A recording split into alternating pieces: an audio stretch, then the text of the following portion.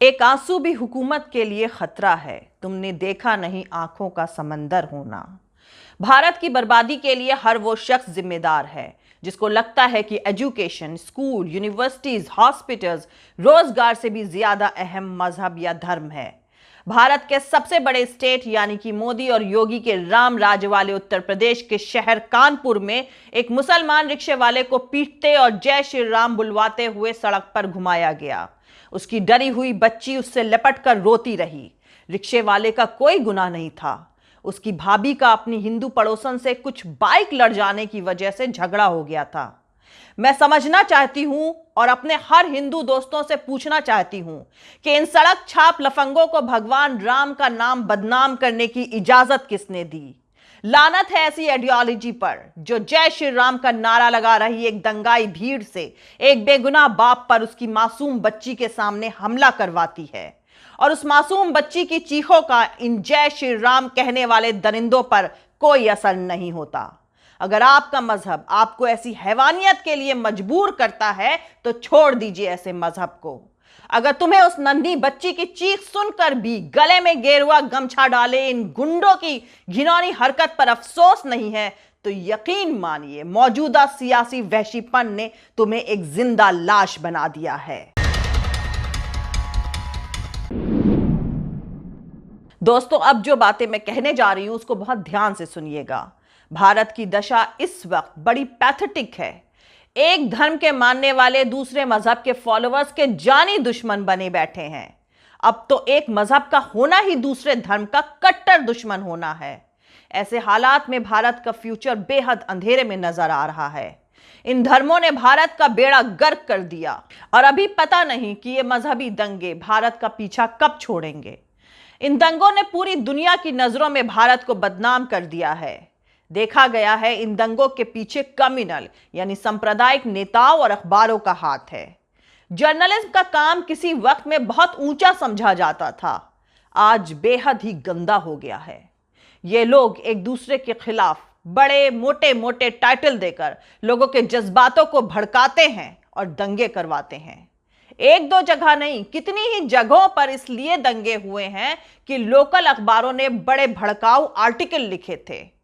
इन सभी दंगों का इलाज अगर कोई हो सकता है तो वो भारत की इकोनॉमिक कंडीशन यानी माली हालात में सुधार से ही हो सकता है। दरअसल भारत के आम लोगों की माली हालत इतनी खराब है कि एक शख्स दूसरे को चवन्नी देकर किसी और को जलील करवा सकता है। भूख और तकलीफों से तंग आकर इंसान अपने सभी उसूलों को ताक पर रख देता है। यह बात सच है। मरता क्या ना करता, लेकिन मौजूदा दौर में इकोनॉमिक कंडीशन में सुधार होना बेहद मुश्किल है क्योंकि सरकार विदेशी है और लोगों की हालात को सुधरने नहीं देगी। इसलिए लोगों को हाथ धोकर इसके पीछे पड़ जाना चाहिए और जब तक सरकार बदल ना जाए चैन की सांस नहीं लेनी चाहिए।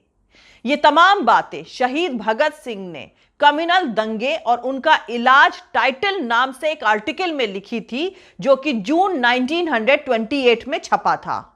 सोचिए, जून 1928 और अब 2021 चल रहा है।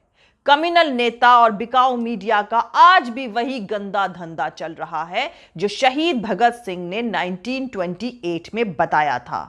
लेकिन लोगों की आंखें अभी तक नहीं खुली हैं। हिंदू मुसलमान की नफरती सियासत करने वाले नेता आज भी धर्म की अफीम चटाकर आपका वोट और पैसों को दोनों को लूट रहे हैं। आपको बता दूं, यूएन के स्पेशल एडवाइजर यानी सलाहकार एडीएम डींग ने 2018 में कहा था कि जेनोसाइड यानी नरसंहार एक प्रोसेस है। इसकी शुरुआत गैस चैम्बर होलोकॉस्ट से नहीं बल्कि हेट स्पीच से होती है।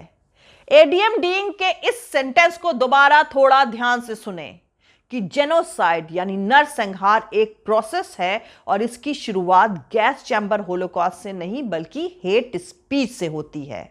और अब समझिए कि मौजूदा भारत किस पायदान पर खड़ा है, किस तरह मुल्क में नफरत फैलाने वाले लोग खुलेआम नेता बने घूम रहे हैं। नफरत फैलाने वाले इन लोगों से आईपीसी यानी इंडियन पेनल कोड की सभी 576 धाराएं भी डरती हैं। इसलिए कोर्ट में इन दंगाइयों को आसानी से जमानत भी मिल जाती है। 8 अगस्त को दिल्ली के जंतर मंतर पर मुसलमानों के खिलाफ नारेबाजी हुई। 10 अगस्त को मेन एक्यूज की गिरफ्तारी हुई और 11 अगस्त को उसको जमानत मिल गई। 11 अगस्त को उत्तर प्रदेश और मध्य प्रदेश में फिर कुछ वारदातों में मुसलमानों को निशाना बनाया गया। उत्तर प्रदेश के मुजफ्फरनगर में खुद को हिंदू मजहब का ठेकेदार कहने वालों ने 11 अगस्त को तीज पर मेहंदी लगाने वाले मुसलमान कारीगरों का बायकॉट यानी बहिष्कार के लिए मार्च निकाला। एक मुसलमान कारीगर को धमकाते हुए उसका ठेला पलट दिया। दरअसल हिंदुओं की एक क्रांति सेना भी है और हिंदू भाइयों की सिलेक्टेड चुप्पी इन लफंगों को सेना में बदल रही है। क्रांति सेना यह देखने के लिए निकली थी कि कहीं कोई मुसलमान लड़कों के हाथों से तीज पर हिंदू लड़कियां या औरतों के हाथों में मेहंदी तो नहीं लगवाई जा रही है। देखिए वीडियो और सोचिए कि इस नफरत के साथ आप भारत को कहां लेकर जाएंगे। मेहंदी का प्रोग्राम तो नहीं रखते आप? भाई मेहंदी मत लगवाइयो। मेहंदी का प्रोग्राम तो नहीं रखते? मेहंदी में लगाने का तो मेहंदी का प्रोग्राम रखते हो लगाने का? कल को कोई क्रांति सेना के द्वारा ये घोषणा की गई थी कि हरियाली तीज के अवसर पर मुस्लिम युवकों द्वारा हिंदू महिलाओं को मेहंदी नहीं लगाने दी जाएगी।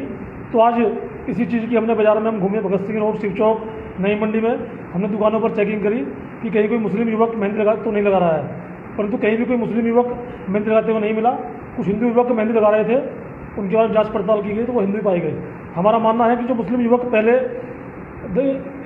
ब्यूटी पार्लर वगैरह में जो हिंदू महिलाओं को मेहंदी वगैरह लगाते थे वो लव जिहाद के तहत वो कार्य करते थे और बहुत सी महिलाओं को लव जिहाद में फंसाते थे। हमने ये अपील करी, सब दुकानदारों से हमने अपील की कि अपने यहाँ किसी भी मुस्लिम युवक को वे इस अवसर पर काम न दें और कोई भी महिलाओं की कटिंग, सौंदर्य या मेकअप वगैरह जो भी कराना है किसी मुस्लिम कारीगर को अपने यहाँ न रखें। और सभी व्यापारियों ने हमें आश्वासन दिया किसी भी मुस्लिम युवक को अपने यहाँ नहीं रखेंगे। वैसे उत्तर प्रदेश का चुनाव जीतने के लिए इस तरह का तमाशा आरएसएस और बीजेपी का सियासी स्टंट है जो काफी असरदार साबित हो सकता है शायद। इसीलिए मुजफ्फरनगर पुलिस ने आरोपियों पर हल्की फुल्की धाराएं लगाकर कानून का फर्ज निभा दिया है।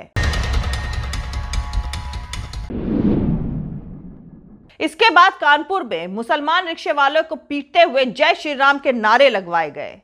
गरीब रिक्शे वाले को पीटने वाले दरिंदों ने उसकी बच्ची का भी ख्याल नहीं किया जो अपने बाप को बचाने के लिए गिड़गिड़ा रही थी। वो मुसलमान है, रिक्शा चलाता है, उसे पीटते हुए सड़क पर घुमाया जा रहा था। पीट पीट कर उससे कहा जा रहा था कि जय श्री राम बोलो। वो रो रहा था, गिड़गिड़ा रहा था और जय श्री राम बोल भी रहा था। उसके साथ उसकी छोटी सी बच्ची भी थी जो डरी हुई अपने बाप से लिपट कर रो रही थी। बाप को लोग पीट रहे थे, उसका कोई गुनाह नहीं था। उसकी भाभी का बाइक लड़ जाने को लेकर अपने हिंदू पड़ोसन से झगड़ा हुआ था, बस यही बात हुई थी। एफआईआर हुई, तब तक मामले में बजरंग दल की एंट्री हो गई। पिटने वाले शख्स पर कोई इल्जाम नहीं था, एफआईआर में उसका नाम भी नहीं था, लेकिन वो पिट रहा था और जान बचाने के लिए जय श्री राम भी बोल रहा था। वो बेगुनाह होकर पिट रहा था क्योंकि हिंदुओं से बताया जा रहा है कि बर्बर जानवर में बदल जाएंगे तो महान कहलाएंगे। उसे पीटा जा रहा था क्योंकि वो मुसलमान था, उसे पीटा जा रहा था क्योंकि वो गरीब है। किसी अमीर मुसलमान की लिंचिंग सुनी है? नहीं सुनी होगी, क्योंकि धर्म के नाम पर पाले गए जानवरों को आप किसी ताकतवर से भिड़ते नहीं देखेंगे। वो गरीबों और लाचार लोगों को निशाना बनाते हैं। वैसे इस घटना पर भी कानपुर पुलिस ने अननोन यानी अज्ञात लोगों के खिलाफ मुकदमा दर्ज करके कानून पर बहुत बड़ा एहसान कर दिया था। लेकिन फिर सोशल मीडिया पर वीडियो वायरल होने के बाद जब पुलिस पर दबाव पड़ा तो उसने इस मामले में राहुल, अमन और राजेश नाम के 3 लोगों को गिरफ्तार किया और गिरफ्तार करे इन तीनों लोगों को खुद ही जमानत भी दे दी। मतलब हिंदू मुसलमान के बीच में नफरत फैलाकर दंगा भड़काने की कोशिश करने वाले बजरंग दल के दंगाइयों को 24 घंटे से भी कम वक्त में जमानत मिल गई। यह है इंसाफ। बच्ची के सामने बेगुनाह बाप को खुलेआम बेरहमी से पीटने वाले लोगों पर इतनी कमजोर धाराएं लगाई गई कि उन्हें जेल तक जाना ही नहीं पड़ा और थाने से ही जमानत मिल गई। वैसे एक और कमाल की बात आपको बता दूं कि कानपुर में मुसलमान शख्स को जय श्री राम के नारों के साथ पीटने के आरोपी की गिरफ्तारी के खिलाफ हिंदूवादी ऑर्गेनाइजेशन के लोग प्रोटेस्ट भी कर रहे थे। हालांकि कानपुर की वारदात के खिलाफ इंसाफ पसंद सच्चे हिंदुओं को प्रोटेस्ट करना चाहिए था, लेकिन हुआ इसका बिल्कुल उल्टा। जय हिंद, सत्यमेव जयते, अल्लाह हाफिज। दोस्तों, हमारा पूरा वीडियो, दूसरे और वीडियोस देखने के लिए हमारा YouTube channel political Tamasha with doctor Arshi को सब्सक्राइब करके वहां पे लगी बेल आइकॉन को जरूर दबा दें, ताकि आपको हमारे आने वाले हर वीडियो की अपडेट्स मिलती रहे। और दोस्तों, अगर आपको हमारा काम पसंद आता है, हमारे वीडियोस पसंद आते हैं, तो www.patreon.com/dr अर्शी खान पर जाकर डोनेट करके आप हमारे काम को सपोर्ट कर सकते हैं। दोस्तों, अगर आपको हमारा वीडियो पसंद आता है तो लाइक और शेयर करना हरगिज नहीं भूलें। आप हमें फॉलो भी कर सकते हैं हमारे ट्विटर, इंस्टाग्राम और फेसबुक पेज पर। मेरा ट्विटर हैंडल है @arshi_aziz Khan। थैंक यू, मिलते हैं अगले वीडियो में।